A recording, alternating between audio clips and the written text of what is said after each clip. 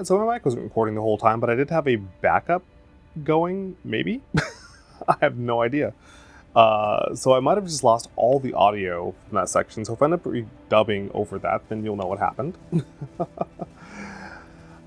Goodness. Okay, well, as I was saying, a lot of people will have that Lansaiax encounter and think that, she's running away. Why is she acting the coward?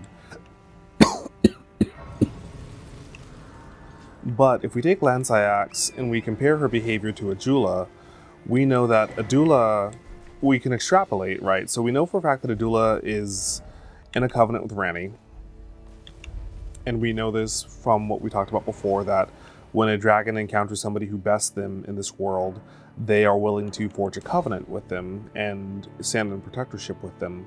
And so Adula has that protectorship covenant with Ranni.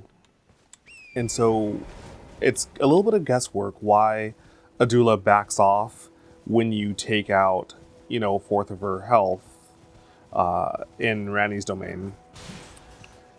But, and here we have another, aftermath of a campaign. So we can see, the battles that Marika were fighting. I'll get back to the dragons in a moment, but the battles that Marika was fighting, they ended up going right up to the capital steps before that campaign was halted.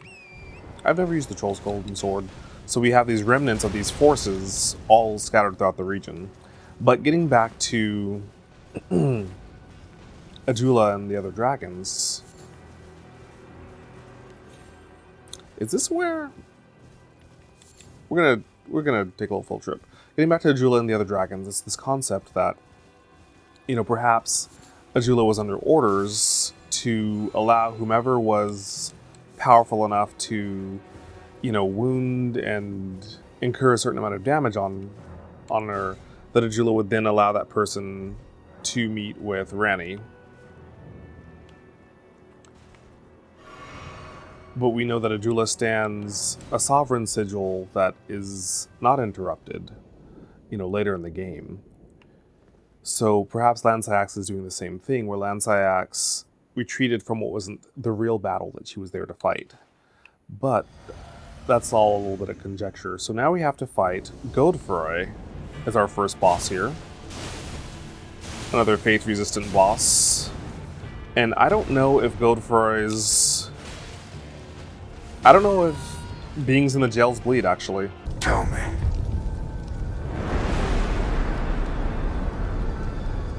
Do you bleed? I don't know that I've ever paid a great deal of attention to that, so we'll find out. Yep, they do bleed. Oh, I dodged way too soon.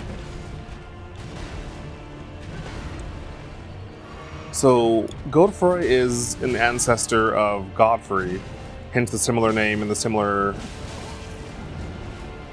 Godfrey is an ancestor of Godric, and a descendant of Godfrey. Oh, I dodged way too late. Dodge! I always forget how hard it is to talk lore and play at the same time.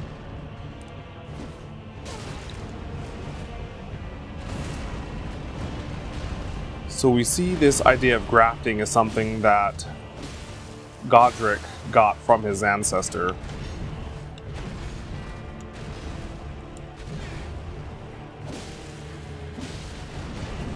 So this is just like a slightly more aggressive version of the Godric fight. Obviously without the Ancestor Dragon phase 2. I was like, you know what, I'm just gonna greed. Like, you're so close to done.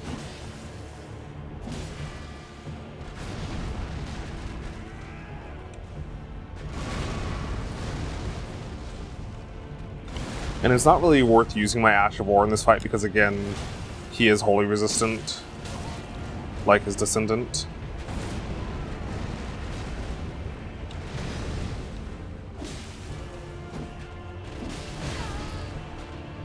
We're just gonna greed. Surely even I don't throw at this point. Just greed. Just take the hits and greed. I don't care. One more reason why I will never be in any kind of zero hit league is I'm just like, nah, I'll just poise through the damage, take the hits. But also you can see, like, this is why This is the importance of having your stats over that 51 poise breakpoint. Now, in terms of breaking down the mechanics of that boss fight, I think it's an interesting boss, just in so much as the lore implications, and so much as the boss himself. Godfrey is just yet another one of those bosses that you gotta wonder, was it crunch time? Was it that the game had taken so long to develop that they were running out of time and needed to go ahead and get it out? You know, what the case was, because Elden Ring just has a lot of encounters in Mikla's Lily, so that lets us know that Mikla was in this area. We'll look at the description of that in a second, but you gotta wonder, there's so many encounters that are reused over and over again, right? Like, there's so many duelists, there's so many just regular enemies that are used as a boss encounter, as a one-off. You know, omens are bosses, both as a boss, Beastman of Farm, Azula. Then you have all the avatars and ulcerated tree spirits.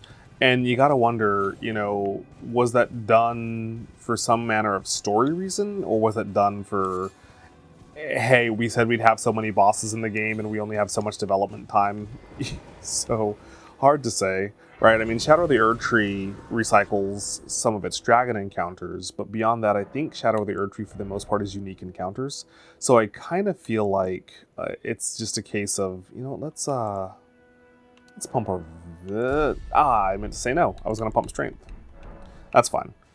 I kind of feel like, you know, they just needed to get the game out, because there's a lot that you can kind of tell they wanted to do more with and didn't.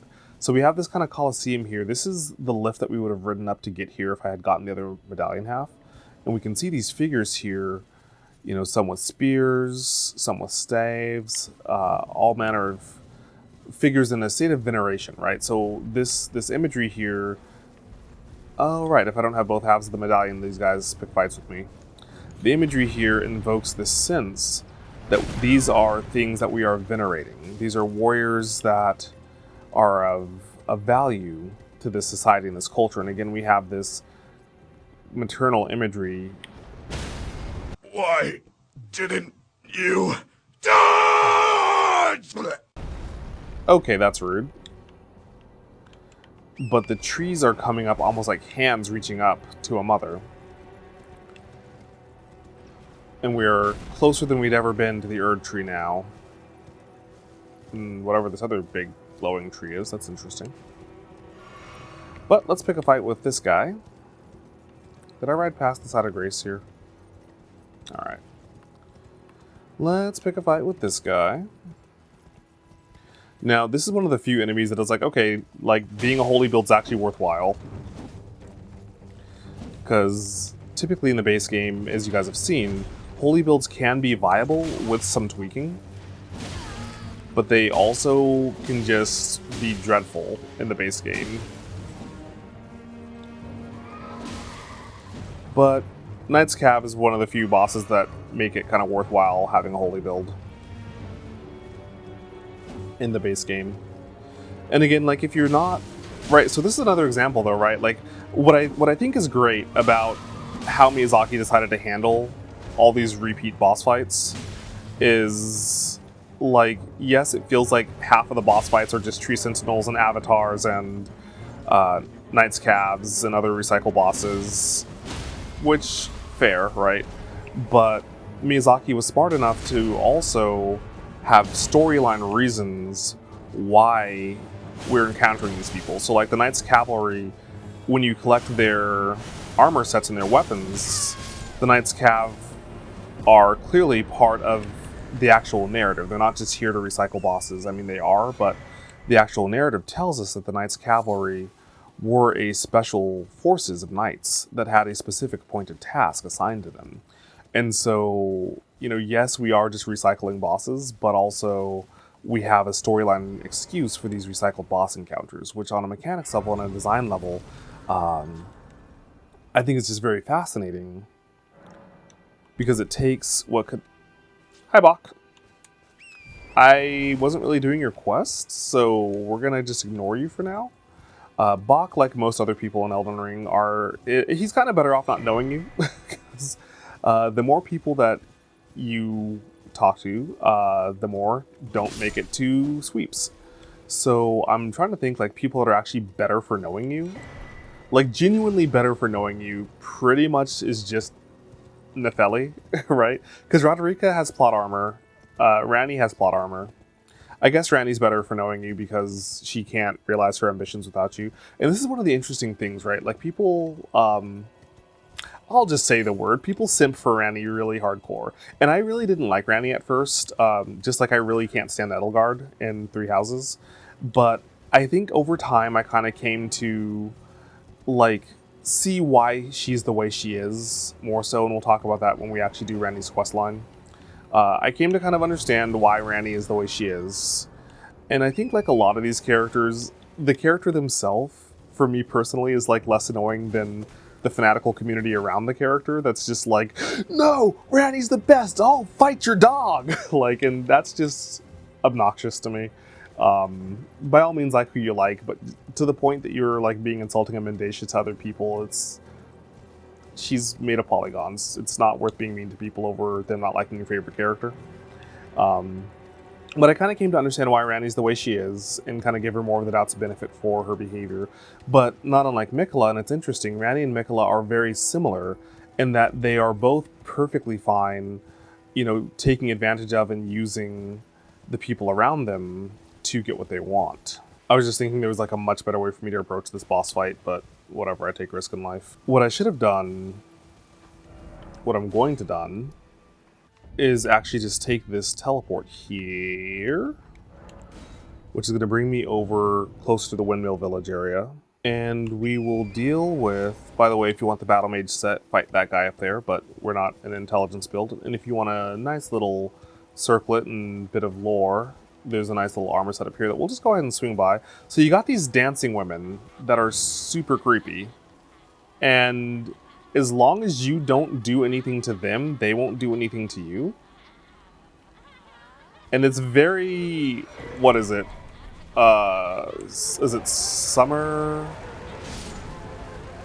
There's a horror movie with crazy dancing women that do horrible things to a couple and turn the woman into a witch in their forces. I can't think of the movie though. Midsummer? But when we look at some of the descriptions of the things around them, a gift of such rare beauty, a royal wouldn't disgrace their illustrious heritage even if found dead in a ditch in the middle of nowhere while wearing such splendid raiment. Such cloaks were gifted to those who departed on missions to faraway lands from which they would never return. But what choice did they have, having seen the guidance of grace? So this is interesting to consider. You note that this navy hood is the same kind of hood that Roderica wears. So when we look at Roderica's items, we did great many episodes ago, we confirmed that Roderica was a princess from another land.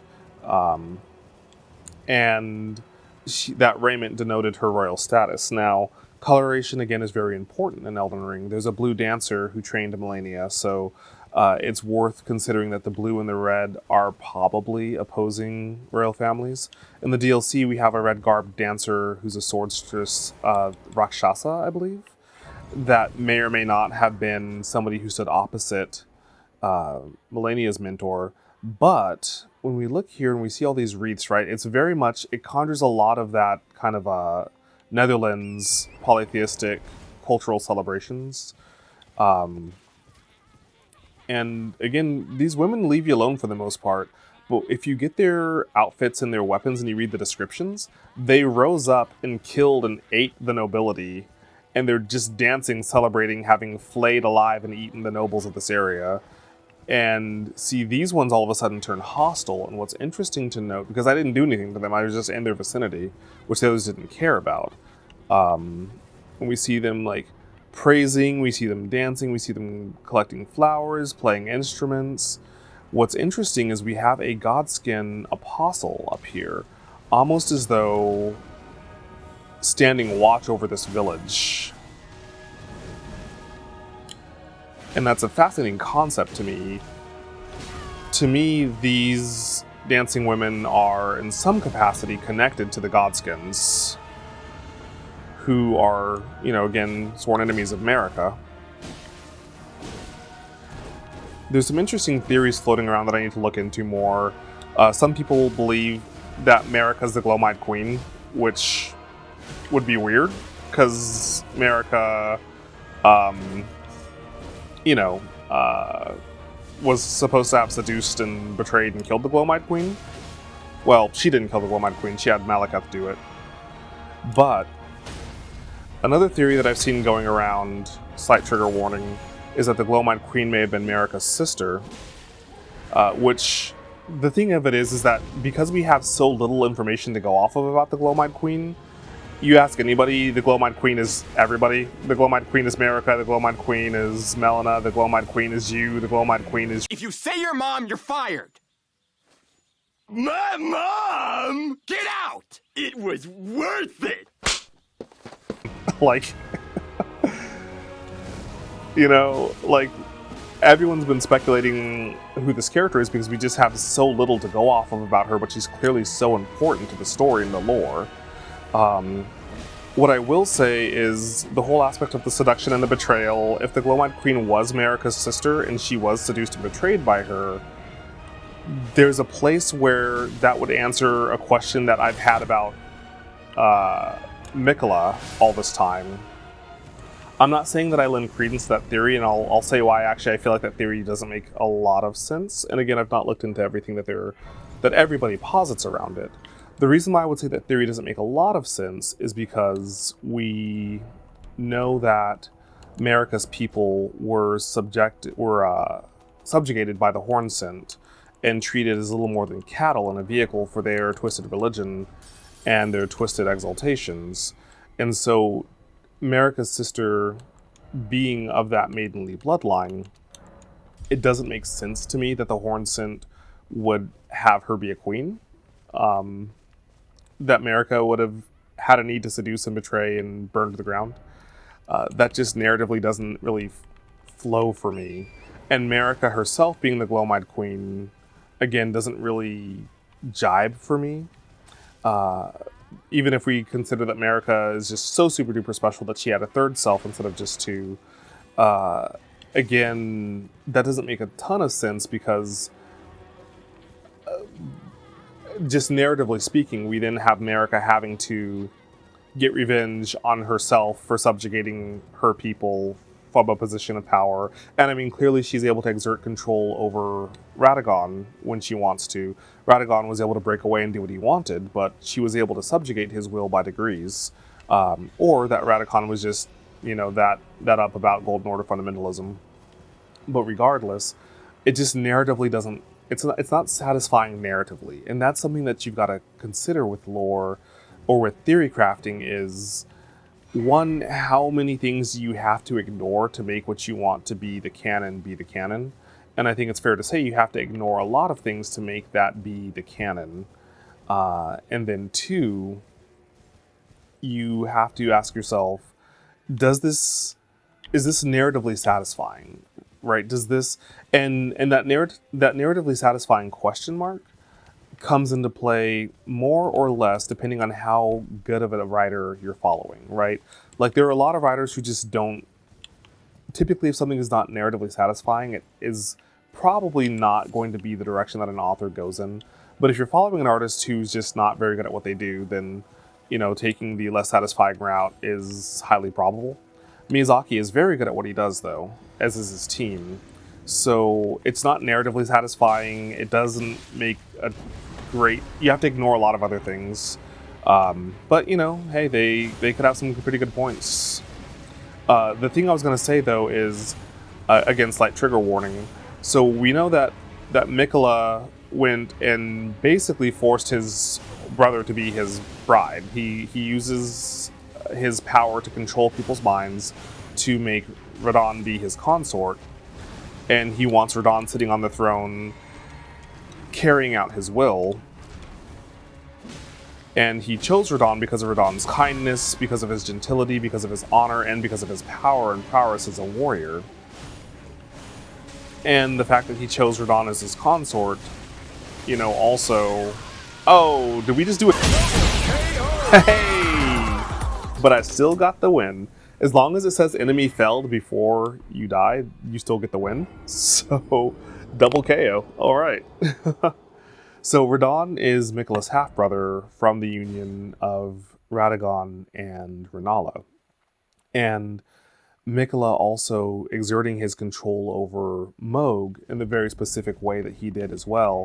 Mikola's the only member of Marika's brood that specifically, doesn't have a problem with keeping it all in the family, so to speak.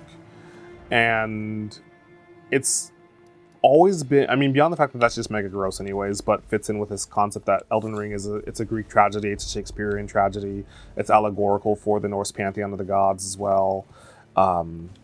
So it's narratively fitting in so much as the source material that it draws from, but in so much as just, like, tactically speaking, you can say that Malenia and Radahn are the two most powerful warriors in the land as far as we're told in the lore.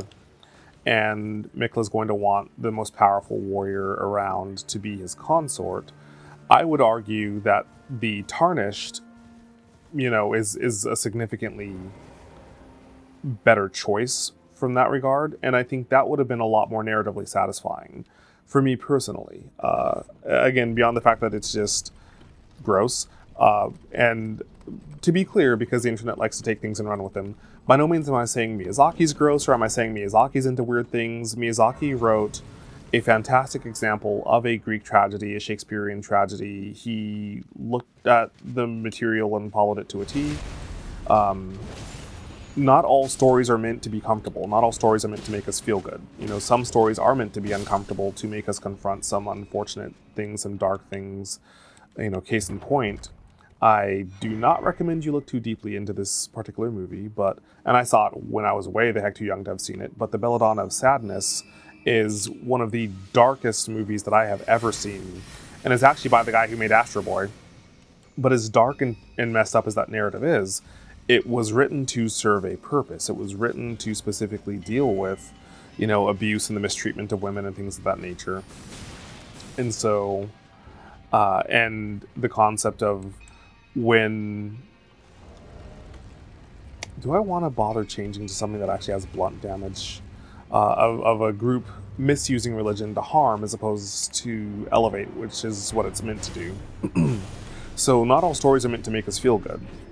But getting back to the discussion, narratively, I would have found it more satisfying to have Mikola be after the Tarnished. And you can say maybe that's a little bit of main character syndrome. I forgot to mark that. No, I did mark that, boss. You can say it's a little bit of main character syndrome on my part. But laying out just my logic for it is that if Mikola wants to pick the strongest warrior, and depending on how you play your Tarnished, the kindest warrior, we are obviously a better pick than Radahn, right? We accomplish things that Radahn, even in his prime, doesn't do, including kicking Radahn's butt, right? We defeat Malenia, who arguably we never fight Malenia at her prime, but we defeat Malenia. We defeat the Elden Beast. We defeat Radagon. We go on to do so many things that clearly, Radahn does not have the power to do himself. So I think the Tarnished is a much better candidate. Now, the DLC, when you encounter Placidusax's Dragon Priestess, who is implied to be the one who brought Dragon Communion into the world,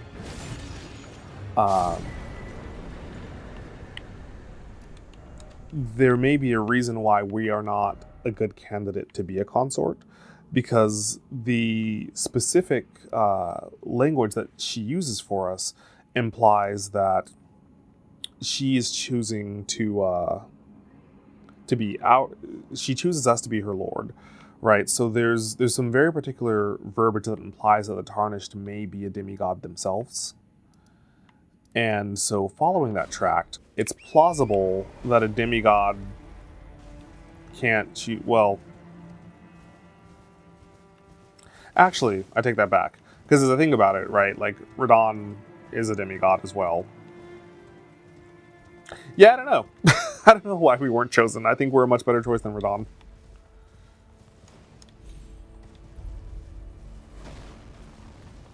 So now we have a few different things that we can do. I'm going to deal with them in the order of what I find more obnoxious. So we're going to go and once again deal with Margit or Morgott or whatever he's calling himself these days. The artist formerly known as the Fell. And this gets us a side of grace that's close to some other things that we want to do. And then we've got to go around. I'm taking like a very kind of roundabout, not roundabout, but I'm kind of just, now I'm taking the route that I take when I'm actually just normally playing the game. As opposed to like kind of a route that's just like, oh, well, you know, this is an all bosses run, so I gotta kind of do these things in a particular order. So this is not a boss encounter, but it's a necessary encounter. Margit takes one of these nobles, and again, here we see this absolutely devastated ruin of a battlefield with clear markers that trolls and giants and golems were felled in this place. Speaking of, there's a troll vibing out over there.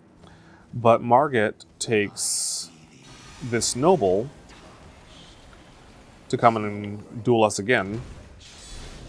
So you actually fight Margit 3 times, but it's only the last time that you fight Margit actually exerting his full power. And it's interesting because Margit is a complicated and tragic figure.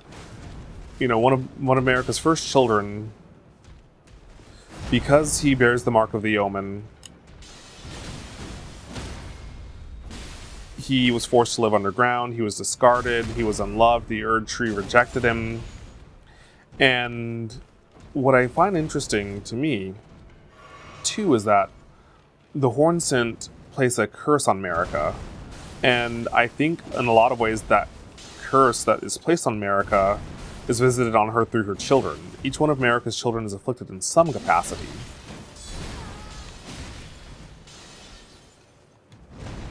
And so,